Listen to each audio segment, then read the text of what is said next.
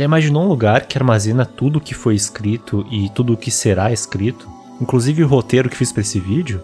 Ou até mesmo a redação do Enem que tu escreveu ou vai escrever? Um lugar que seria uma biblioteca gigante, sem limites, praticamente infinita, cujo único limite é a possibilidade da gente interpretar os textos que estão escritos nela. Na nossa curiosidade de descobrir os segredos do passado ou ter uma visão do que pode ser escrito no futuro. Seria possível existir algo assim? Bom, antes de mais nada, sentem-se ao redor da fogueira, meus amigos, porque eu vou contar uma história.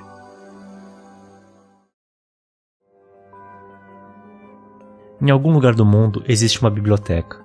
O nome dela é a Biblioteca de Babel. Alguns chamam também de O Universo. Ela tem um tamanho indefinido e é composta por várias salas hexagonais. Em cada sala há 5 estantes, contendo cada estante 20 prateleiras. Cada estante contém 32 livros, e cada livro 410 páginas. E cada página tem 40 linhas, e em cada linha tem 80 caracteres. Essa biblioteca com infindáveis escadas sempre existiu, e se acredita que sempre vai existir.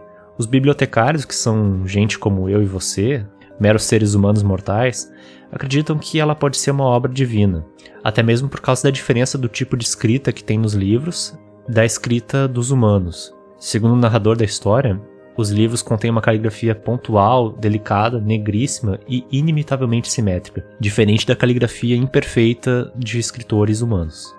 Os livros são escritos por 25 símbolos ortográficos, o ponto, a vírgula e as letras do alfabeto.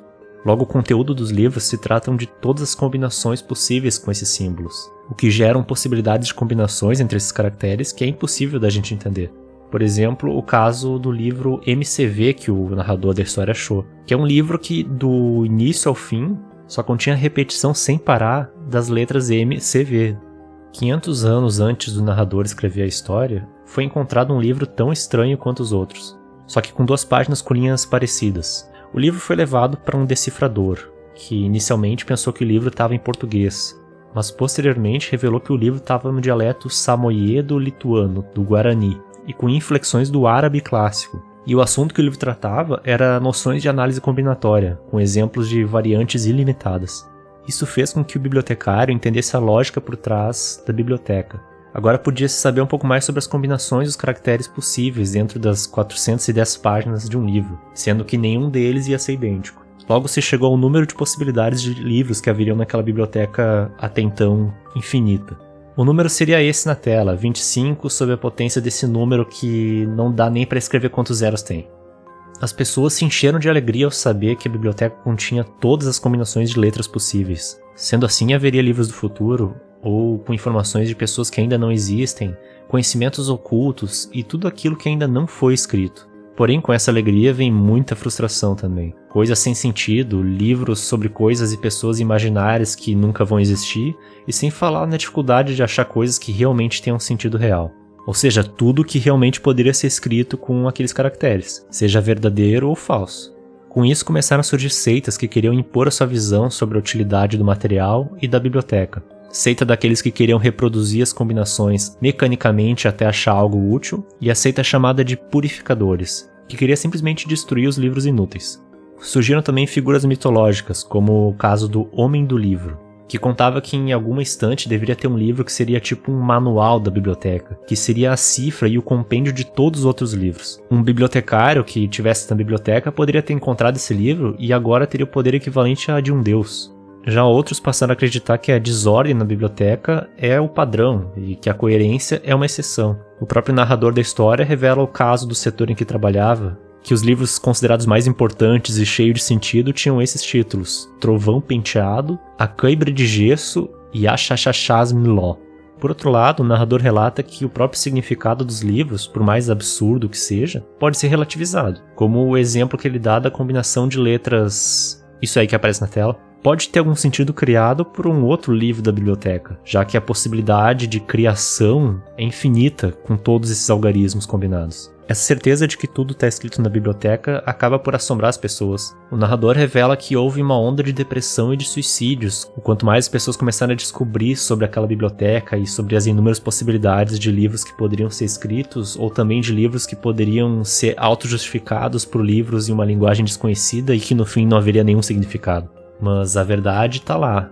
Mas como a gente encontra a verdade? O que é importante e o que não significa nada?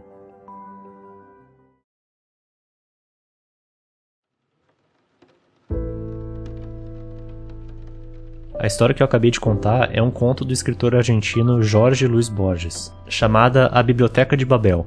Ela faz parte de um livro de contos do autor chamado Ficciones, publicado lá em 1944. A gente pode tirar algumas interpretações não literais dessa biblioteca quase infinita e tão confusa. Uma delas é que ela representa o universo, como o autor mesmo diz, que algumas pessoas chamam a biblioteca de O Universo. E é totalmente justificável que ela seja uma alegoria ao nosso universo, já que ele é tão vasto, desconhecido, dentro do qual o ser humano fica constantemente buscando significado e sentido da sua própria vida e da natureza ao seu redor.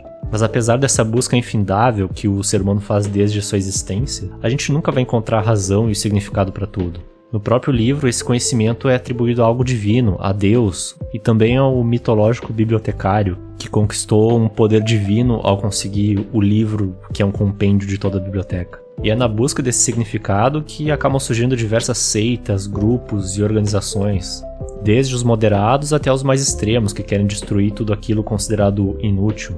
Ao mesmo tempo, cientistas e pensadores também apareceram, como o bibliotecário que descobriu o esquema da análise combinatória que organizava a biblioteca. Logo, a Biblioteca de Babel pode ser considerada uma alegoria à reação da mente humana à natureza, ao universo, a nossa sede infindável de querer descobrir tudo quanto antes, de não saber se a gente vai conseguir estar vivo para saber de tudo, e da nossa agonia de saber que a gente não vai conseguir ver tudo no nosso tempo de vida. Esse é o grande sofrimento do intelecto humano, saber que a gente vai viver uma vida limitada e não saber se o que a gente vai aprender durante todo esse tempo vai servir para algo, ou se um dia isso vai ser superado, ou se a gente vai acabar encontrando algo realmente importante que possa revolucionar nossa forma de pensar e entender a natureza à nossa volta. Mas já imaginou se com a tecnologia de hoje uma ferramenta como essa pudesse existir? Bom, um site foi criado chamado Library of Babel, onde tu bota palavras ou frases e ele te direciona para livros gerados com a combinação de letras do alfabeto, assim como no conto. Assim que esse site surgiu, várias pessoas começaram a pensar que finalmente essa seria uma forma de achar livros possíveis de serem escritos no futuro, ou até mesmo prever fatos que ainda vão acontecer. O milagre da análise combinatória estaria acontecendo diante dos nossos olhos. Mas claro que não seria tão fácil assim, não é mesmo? Ele não deposita no seu servidor todos esses livros. Isso ia demandar muita memória de vários computadores. Lembra daquele número que eu mostrei na tela de possibilidades de livros a serem depositados na biblioteca? Pois é. Esse site gera na hora um texto aleatório com a frase que tu digitou no meio ali de um monte de letra combinada sem sentido. E se tu reparar, sempre vai aparecer uma página em branco com a tua frase. É um padrão que eu acabei percebendo depois de testar várias vezes. Apesar de ser uma biblioteca de Babel fake, foi uma boa brincar com essa possibilidade.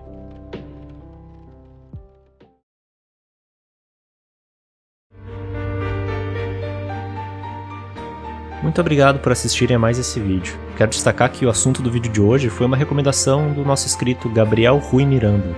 E obrigado mesmo, viu, Gabriel? Eu gostei muito desse assunto. Comenta aí o que achou da história, já conhecia o conto, já tinha ouvido falar daquele site?